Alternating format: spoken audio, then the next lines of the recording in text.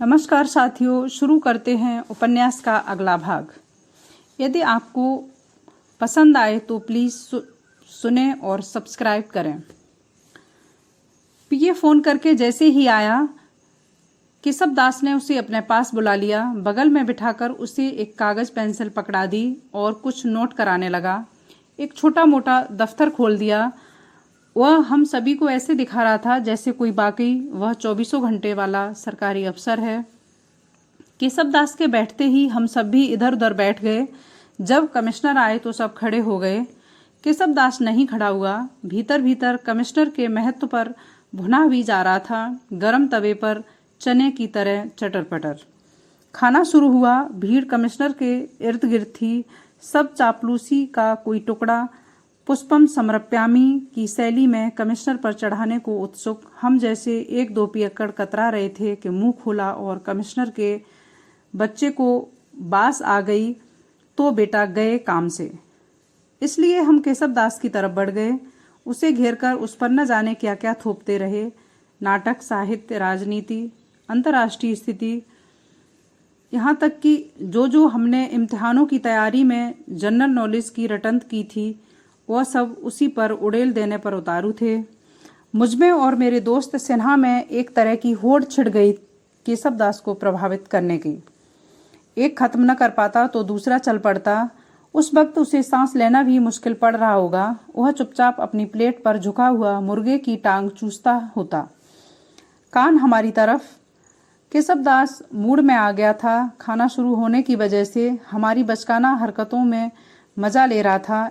सिर्फ अपने इर्द गिर्द सिमट आए किसी भी दायरे की वजह से खुश था। मुझे नहीं मालूम था यहाँ ऐसे अफसर भी हैं जो दूसरे विषयों में इतनी गहरी दिलचस्पी रखते हैं। हम उससे क्या बताते कि हमारी खासियत सिर्फ यह थी कि जब सिर्फ दूर से केशव दास को ताक रहे थे, हमारी झिझक बियर ने तोड़ दी थी। हम आगे बढ़ आए थे। मैं सोचता हूँ सिर्फ काम के सहारे जिंदगी काटना मुश्किल है। कोई न कोई हॉबी पाल लेनी चाहिए, मैंने कहा। एकदम ठीक। हर अंग्रेज अफसर शराब, शिकार, टेनिस और ब्रिज का शौकीन तो जरूर होता है, और कितनों को तो पढ़ने लिखने में गहरी रुचि होती थी। आईसीएस तक यह परंपरा दिखाई दे जाएगी। उनमें से कई इंटेलेक्चुअल थे। कितने लेखक आप जैसे लोगों को तो दिल्ली में होना चाहिए, केशव दास बोला। फिर बुला लीजिए ना सर। मैं उस स्तर पर उतर आया जो हमारे वर्ग का था। कुछ देर पहले ही हमारी सारी उड़ानें बुद्धि, संस्कृति, कला, दर्शन की बहस अंततः अपनी सतह पा गईं, जैसे कि वे सब भूमिका स्वरूप थीं। एक बात इसी के लिए यह सही था कि मैं तबादला चाहता था। मैं अकड़ू स्वयं था। कमिश्नर से टक्कर न भी हो तो दो अकड़ुओं की पटरी कैसे बैठ सकती थी। हर समय टक्कर का अंदेशा रहता था। शुरू में जब ट्रेनिंग खत्म कर यहाँ तैनाती पर आया, कमिश्नर से मिलने गया तो अपना हाथ मिलाने के लिए बड़ा बैठा। कमिश्नर ने अजीब नज़रों से देखते हुए अपना ढीला ढाला हाथ मेरे हाथ में दे दिया। जहाँ कोई उससे हाथ मिलाने की हिम्मत नहीं रखते थे, वहाँ मेरी धृष्टता मेरे साथियों ने तभी बताया कि गड़बड़ हो गया। मेरी शुरुआत बिगड़ गई। एक उस छोटी सी शारीरिक हरकत जिसके पीछे भी आदर ही था, थोड़ा बहुत आत्मसम्मान की भावना भी जिसके पीछे भी आदर ही था। उसने एक गांठ पाड़ दी मेरे और मेरे अफसर के बीच। मैं उससे मिलने जाने में कतराता था, और जहां आमना सामना हो जाए वह मुझे अस्पृश्य नज़र से देखता था। मेरे दूर दूर रहने से उस गांठ को और कस दिया, और 2 साल के भीतर भीतर मेरे 4 तबादले कर चुका था। कुछ कहने जाओ तो मीठे मीठे बोलेगा, अभी तो आपके परिवार नहीं है, यही तो समय है हर तरह से अनुभव लेने का। कभी बड़े ही सातिर ढंग से मेरे अहम को फुला देता, शुक्ला जी इस सीट को आप जैसे ही संभाल सकते हैं। और शुक्ला जी इतराते हुए चले आते, शहर तब्दीली के लिए भी तैयार। केशव दास को वहां छोड़ने के पहले मैंने उससे दिल्ली वापसी का उसका प्रोग्राम पूछ डाला। मेरा स्टेशन रास्ते में पड़ता था तो उसे उतरने का निमंत्रण भी दे डाला। बस्ती जरूर छोटी है, लेकिन नदी बहुत सुंदर और उससे सटा वन बहुत खूबसूरत। जंगल की रेस्ट हाउस में ठहरने का इंतज़ाम करा दूंगा सर। एक आध दिन वहाँ रुकें, बहुत रमणीय स्थल है। और केशव दास ने कुरेदा। और वहाँ सवेरे सवेरे चिड़ियों की आवाज़ें खूब सुनाई देती हैं। केशव दास की आंखें अब और भी ज़्यादा कुरेद रही थीं। और सर, हमारे यहाँ की इमरतियाँ बहुत प्रसिद्ध हैं। मेरा प्रस्ताव आकर्षक नहीं बन सका। केशव दास ने टटाल कर आखिर कहा, इस बार तो समय नहीं है, फिर कभी। तो भी जिस गाड़ी से केशव दास को मेरे स्टेशन से गुजरना था, मैंने वह नोट कर ली और उस रोज़ इमरतियों को डिब्बे में रख आया। केशव दास का पानी का थर्मस खाली था तो दौड़कर पानी भी भर लाया। उसके बाद एक चक्कर मैंने दिल्ली का लगाया। केशव दास खुश था। मैंने तुम्हारे तबादले के बारे में तुम्हारे कमिश्नर से बात की। वह कह रहा था कि मैं किस पगलेट को दिल्ली ले जाने की सोच रहा हूँ। मैं क्या कहूँ, मुफस्सिल जगहों पर कमिश्नर लोग बस जमींदार जागीरदार ही समझिए। मुझे मालूम है, इसलिए मैंने तुम्हारे ट्रेनिंग के डायरेक्टर से भी तुम्हारे बारे में पूछा। वे तुम्हारी काफ़ी तारीफ कर रहे थे। मैं खिल उठा। दिल्ली से वापस जाने के पहले उसके घर आने की मैंने आज्ञा मांगी। बिल्कुल आओ, यह दिल्ली है, पटना नहीं। घर पर वह बड़ा ही अनौपचारिक था। मेरे सामने ही पैंट बदलकर तहमत डाली उसने। अपनी पत्नी और लड़की से मिलवाया, मेरे साथ चाय पी, फिर मुझे सिगरेट भी दी थी। तैनाती के बाद वह पहला मौका था जब अपने से बड़े अफसर के सामने मुझे सिगरेट पीने को मिल रहा था। माहौल बन गया था। तब मैंने दिल्ली तबादले की बात को फिर धीरे से आगे बढ़ाया। भाई, मैं बड़ी दिक्कत में हूँ। तुम्हें पटना से हटाने का तो तय कर लिया है। देख चुका हूँ जो तुम्हारा कमिश्नर तुम्हारे बारे में सोचता है। वहाँ तुम रहे तो वह तुम्हें खा जाएगा। यह भारी समस्या है। तो तबादला तो तुम्हारा होगा ही। अब कहाँ, यही देखना है। यहाँ न हो सके तो कानपुर ही कर दीजिए सर। तुमने कुछ अजीब चीज़ जरूर है। बम्बई का कमिश्नर तुम्हें बम्बई में चाहता है, यहाँ का तुम्हें यहाँ चाहता है और तुम कानपुर चाहते हो। अब है न मेरे लिए मुश्किल। मेरी कोई मांग नहीं है। आप जहाँ ठीक समझें कर दें। जो आप करेंगे वह मेरे हित में ही होगा। मुफस्सिल में मैंने और कुछ सीखा हो या नहीं, अपनी गोटी फिट करने की कला खूब नज़दीकी से देखी और देखा देखी बहुत कुछ सीख भी ली थी। मैं जानता था कि जहाँ तक यह कहा कि अब मैं सब आप पर छोड़ता हूँ, आप मुझसे अच्छा सोच सकते हैं, मेरा हित आपके हाथों में सुरक्षित है, वहाँ आपने सब कह दिया। कुछ न मांगकर भी जो सबसे मुश्किल है वह मांग लिया। पूर्ण भक्ति भाव से समर्पण सामने वाले को जैसा आप्लावित करता है वैसा कुछ और दूसरा नहीं। मैं समझ गया था कि मेरा तबादला दिल्ली ही होगा, क्योंकि दिल्ली की तैनाती सबसे मुश्किल चीज़ थी। मैं दिल्ली आ गया। केशव दास का स्नेह मेरे लिए बढ़ता गया। उसके घर आना जाना तेजी से चल पड़ा। बड़ी जल्दी उसकी पत्नी और लड़की से भी इतना परिचय हो गया कि अब मैं परिवार की एक सदस्य की तरह उनके यहाँ आ जा सकता था। केशव दास घर पर हो या नहीं, इससे कोई फर्क नहीं पड़ता था। वे बड़े अनौपचारिक और आत्मीयता भरे लोग लगते थे मुझे। छोटी जगह बड़े अफसरों के दूरी बनाए रखने वाले व्यवहार की जगह जब एकाएक ही मुझे केशव दास के घर का स्नेह मिला तो मैं जैसे जमीन के 2 इंच ऊपर चलने लगा। जेल से छूटकर जैसे किसी बहुत ही खुली और खूबसूरत जगह पर आ गया था। केशव दास स्वयं मुझे बहुत आत्मीयता देता था। कभी उसके अंदर आना, घर के अंदर आना हो तो अपने दफ्तर बुला लेता और अपनी कार में ही लेता आता। मैं दफ्तर से सीधा आ रहा हूँ या वहाँ लंच या डिनर के समय हूँ तो मुझे खाने के लिए करीब करीब मजबूर कर दिया जाता। केशव दास मुझे दिल्ली लाकर खुश था।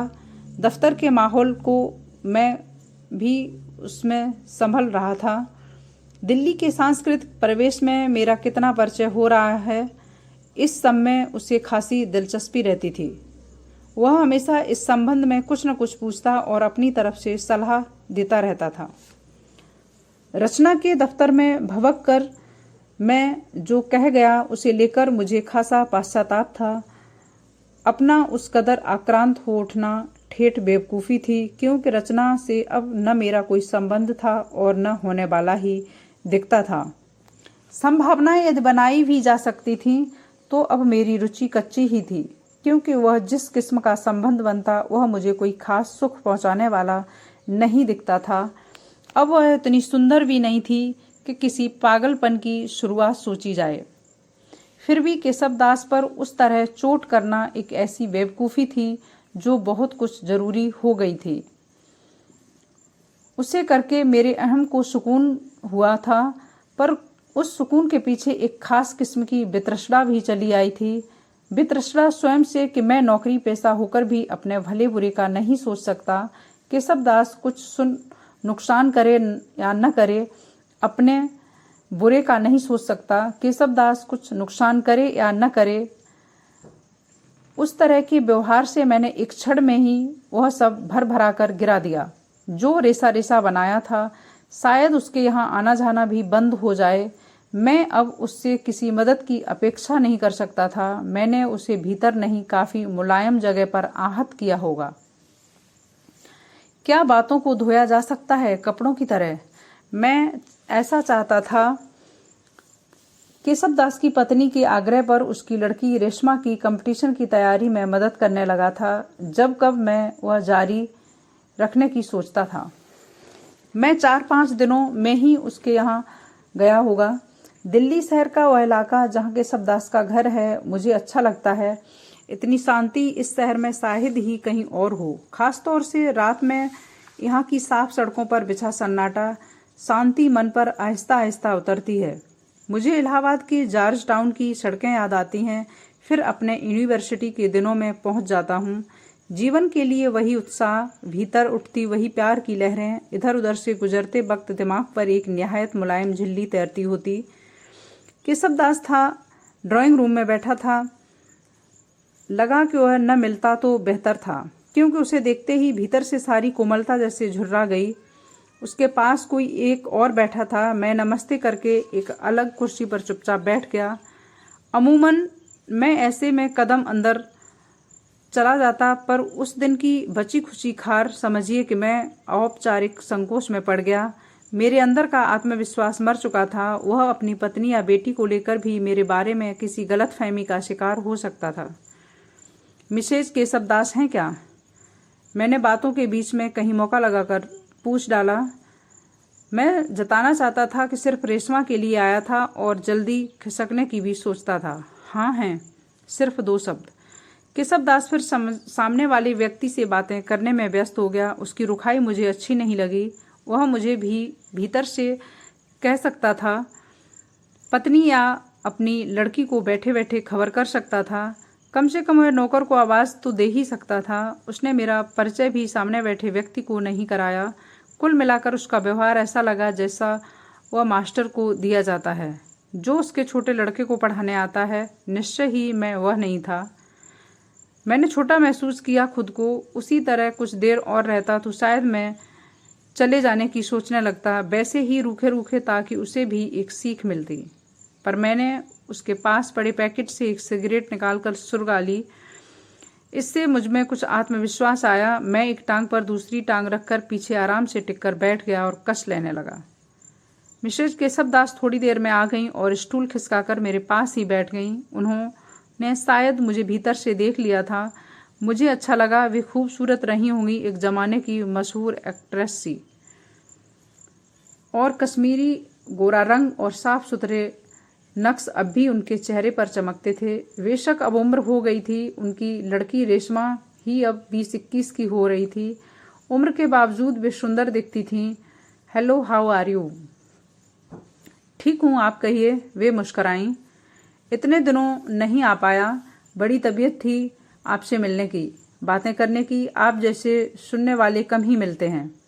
मैं झूठ नहीं बोल रहा था। मैंने कम ही औरतें इतनी जागरूक देखी थीं। इस महिला में सब कुछ जानने की अनोखी उत्सुकता थी। खुला दिमाग था। पढ़ भी अच्छा खासा रखा था। उनसे पिछले दिनों आधुनिक साहित्य और कला की बारीक बारीक बातों पर बहसें हुई थीं। आधुनिक चित्रकारी पर उन्होंने अपनी पढ़ी हुई चीजें सुनाई थीं। किसी भी लिहाज से केशव दास से आगे थीं। मुझे केशव दास की अपेक्षा उनसे बातें करना ज्यादा अच्छा लगता था। रेशमा की पढ़ाई कैसी है? मैंने पूछा। ठीक है, उसे कुछ और फिर हम रेशमा की पढ़ाई के बाबत बातें करने लगे। इस बीच रेशमा भी आ गई थी और अपनी मम्मी के बगल में हेलो हाउ आर यू कहते हुए बैठ गई। बच्चों के मुहावरे भी एकदम माँ बाप के जैसे ही होते हैं। ऐसी लड़कियां पर पढ़ाई पर क्या असर होगा, और उसी पढ़ाई के लिए उसकी माँ और दिखावे के तौर पर ही सही मैं भी इतना परेशान तो नहीं, व्यस्त जरूर था। मुझे अब और भी अच्छा लगने लगा था। रेशमा के यहाँ बैठने से रंगीनियत मेरे इर्द गिर्द ज्यादा थी केशव दास के मुकाबले। मुझे उस रंगीनियत से कुछ खास लेना देना नहीं था, और वह रंगीनियत भी थी तो सिर्फ इस मायने में कि रंगों का जमाव आसपास था बस, जो ज्यादा बड़ी बात नहीं थी। हम तीनों ही केशव दास की एकदम उपेक्षा किए हुए बैठे थे। मुझे इस ख्याल से अच्छी खासी कुनमुनाहट हो रही थी। मैं लगभग भूल गया था कि मैं दरअसल केशव दास को यह जताने आया था कि उस शाम को रचना के कमरे में जो कुछ हुआ था उसे वह तहरीज न दे। रचना से मुझे कुछ लेना देना नहीं था, न ही इस बात से कि केशव दास और उसके बीच क्या था। मेरे केशव दास और उसके परिवार से जो संबंध थे वही मेरे लिए महत्व के थे। थोड़ी देर में जब वह व्यक्ति जाने के लिए नमस्ते वगैरह करने लगा, हमारी बातें रुकी और हम सभी उन दोनों की तरफ देखने लगे। केशव दास ने, जैसे कि आपकी आम आदत थी, बैठे बैठे ही उसको विदा किया और उसके जाने के बाद एक सिगरेट सुलगाकर पीने लगा। कांपती उंगलियों को होंठ के पास मैंने फिर अनायास ही देख लिया। रचना को छूते वक्त भी ये उंगलियां ऐसे ही कांपती होंगी। मुझे घिन फिर छूट गई। आप उर्दू कविता पढ़ते हैं? मिसेज केशव दास ने पूछा। जी हाँ, थोड़ी बहुत। जो हिंदी में होती है या फिर मुशायरे में सुन लेता हूँ। हालांकि दिल्ली जैसी जगह में मुशायरे जमते नहीं। यहाँ के लोग कुछ ज्यादा ही सभ्य हैं मुशायरे जैसी चीज के लिए। जब आप उर्दू पढ़ नहीं सकते तो समझते क्या होंगे? केशव दास में बीच में बोला। मैं कब कहता हूँ, लेकिन उर्दू कविता में ज्यादा कुछ समझने का होता क्या है? वही कल्पना है, वही इमेजेस कि घूम फिरकर आधुनिकता तो उर्दू शायरी को छू भी नहीं गई। हाँ, फिराक जरूर कुछ नई चीजें लेकर कर सकती है। फिराक जाने क्या समझता है खुद को। मुझे तो साहिर पिछली बार मित्रा के यहाँ बैठक थी। फिराक को तो मामूली तौर तरीके भी नहीं आते, ऐठू है पूरा। इस बात का शायरी से क्या ताल्लुक, जरूरत है? जब आपको ताल्लुक जरूरत तो कहना आता नहीं, आप क्या उर्दू शायरी पर बात करेंगे? उसने मुझे पकड़ लिया था और उसी बिंदु पर वह उठ खड़ा हुआ। खड़े होते ही खांसी का एक जोरदार गुच्छा उसके गले में फड़फड़ा आया और मैं कहने जा रहा था वह सब खांसी की आवाज में भिंदकर फट गया। मैं कहने जा रहा था कि आप अफसरों को तो सलाम की पुरानी आदत है, जो न दे वह ऐठू है और अहमक है। केशव दास खुद अहमक था, उसे ही क्या तौर तरीके आते हैं। मेरी जीभ पर कसैलापन उतर आया और वह छाया रहा। हालांकि वह भीतर चला गया था। उस रात लौटते हुए यह बात मेरे सामने साफ हो गई थी कि केशव दास से अब मेरी नहीं बन सकती। हमारे दरमियान जो भी कुछ था उसे घुन लग चुका था। मैं जहां तक बर्दाश्त करूंगा वह पीछे ठेलता ही चला जाएगा, उस बिंदु तक जहां मैं धीरज खो बैठूंगा। उसकी स्ट्रेटजी मुझे उकसाने और उकसाकर लथेड़ने की थी। वह सोचता था इससे मेरा सामान्य हौसला कम हो जाएगा और मैं रचना के लिए चल रही दौड़ में पिछड़ जाऊंगा। उससे जबरदस्ती ही मुझे एक प्रतिद्वंदी दुश्मन बना लिया था और एक लंबी लड़ाई लड़ने के पूरे मूड में दिखाई देता था। उसके जाने से थोड़ी देर बाद ही मैं उठ गया और मेरा मन खराब हो गया था। मिसेज केशव दास शायद कुछ भाप गई थीं, पर कुछ भी कहने या करने की जरूरत उन्हें मालूम नहीं थी। ओहदे के लिहाज से मैं छोटा था, इसलिए वैसी लथेड़ कोई गैर मामूली बात नहीं थी। उन्हें भी यह अभ्यास हो चुका था। एक तरह का खात्मा था वह, एक ऐसी शुरुआत का जो सही अर्थों में कभी हुई ही नहीं थी। इस बड़े शहर में दोस्ती का, हमदर्दी की मेरी तलाश जल्दी ही खत्म हो गई थी। जिस छटपटाहट से हिलगा हुआ यहाँ का आदमी इधर उधर भागता रहता, उसमें किसी भी चीज़ या आदमी के टिकने की संभावना कम ही रह जाती थी।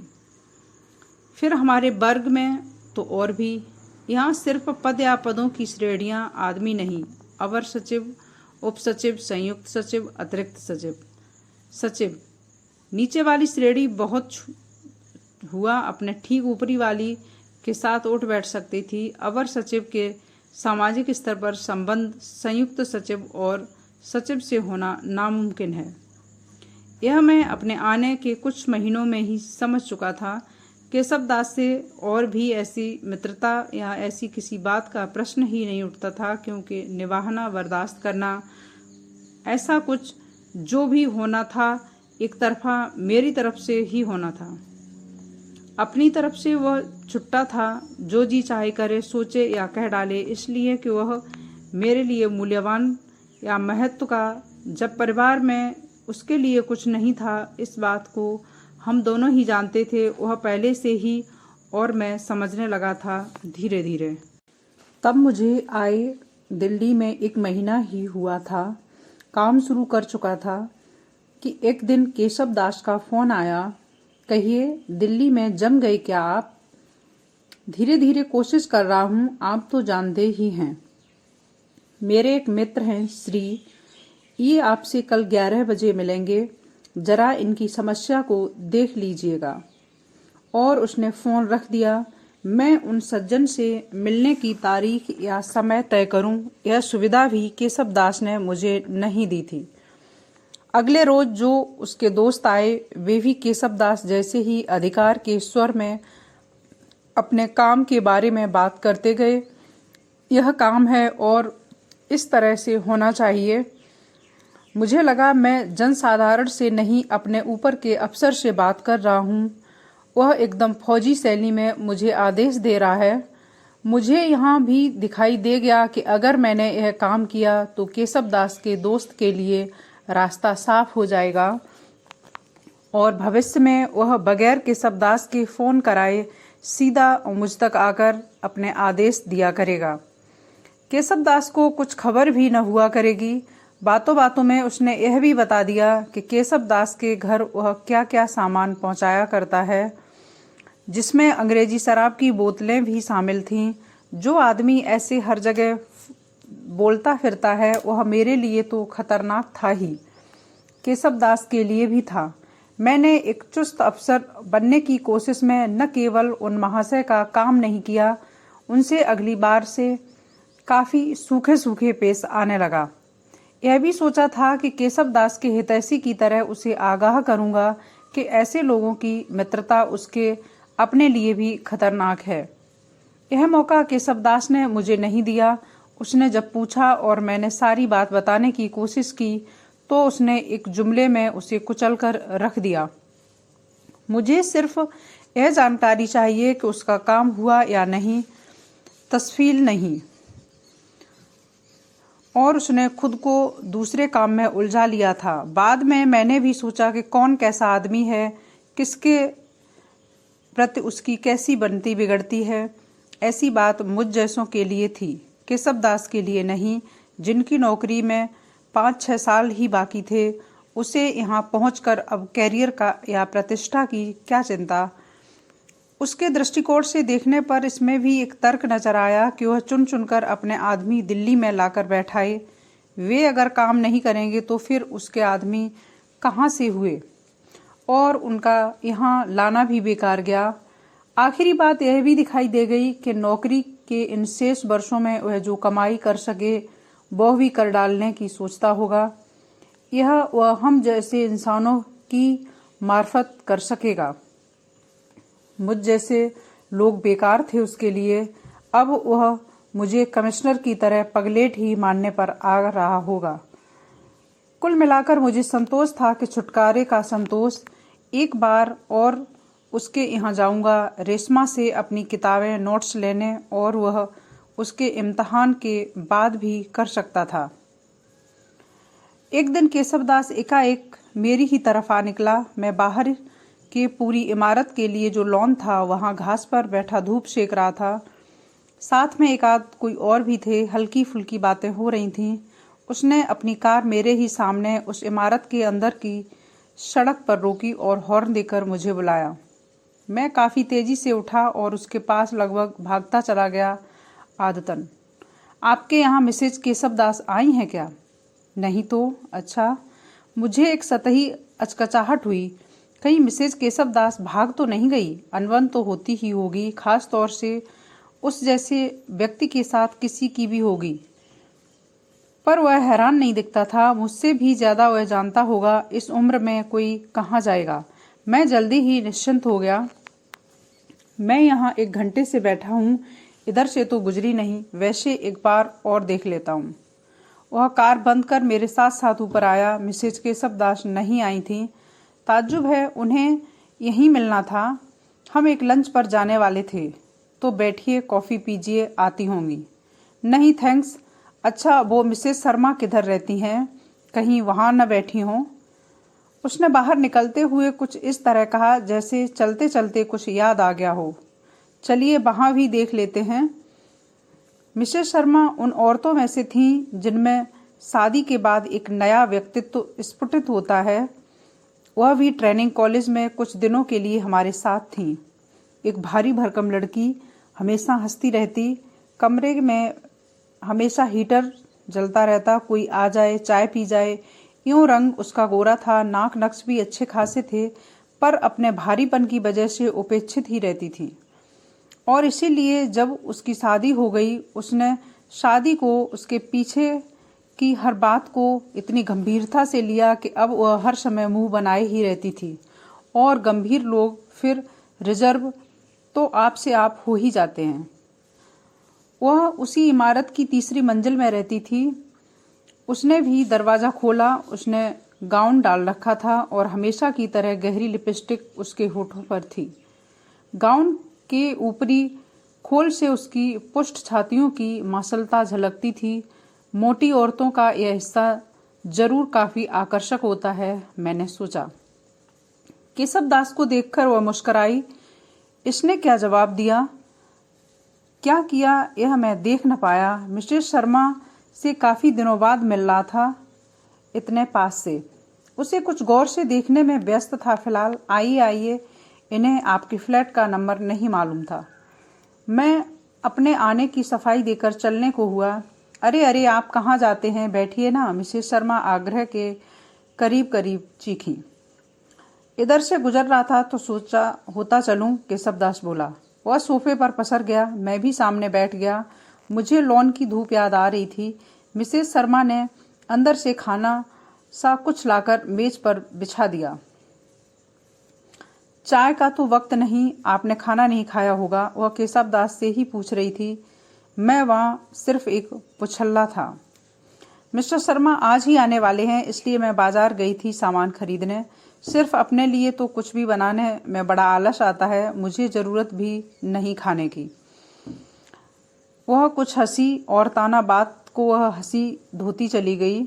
उसका ह्यूमर अब भी ट्रेनिंग कॉलेज का था और उसकी गंभीरता जरूर कोई बाहरी छाप होगी। किसी ने शायद जोर से कह दिया होगा, शादी के बाद अब तुम्हें बदल जाना चाहिए।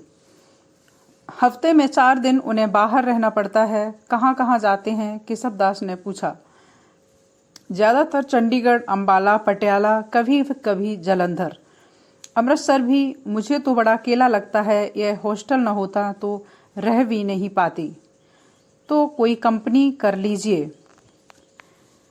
थैंक यू, आज के लिए इतना ही।